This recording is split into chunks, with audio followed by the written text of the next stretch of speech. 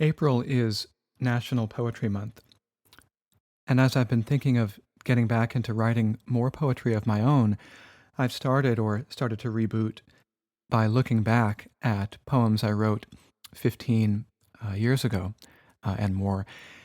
Here's an example called Two Men, Two Women, Two Mornings.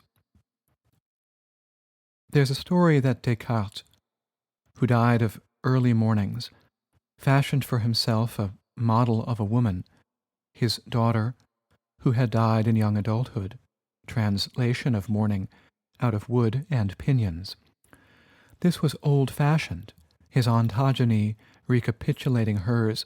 Think of hair in a ring, his capturing her but failing to bring her to life, lacking the vital fright of electricity, a disordered pair, the man and those movable parts, so clearly the least of his arts, that movable beast, so portable, the terror of unfinished speech, the unfinished tower of her standing proud and lewd, the rouged and painted flower of her cheek. Évariste Galois died of a gunshot wound after dawn. He had written all night, the candle-light and flicker of thoughts, the trickle like candle wax, in the heat of loving and having no time, and the wick. In the center of a page he had written une femme, a woman who blushed like the gunpowder dawn, her rosy fingers to him, and then gone, une femme, encircled by orders and indices, what would become set theory. In the margins, I have not enough time.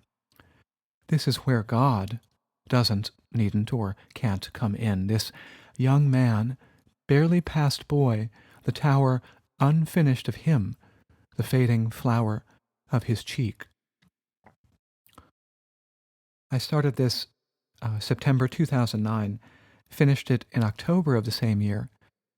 The story goes that Galois, the young mathematician, committed to paper everything he could of his prodigious mathematical imagination that single night, knowing it might well be his last, since it was to be a duel by gunfire at dawn.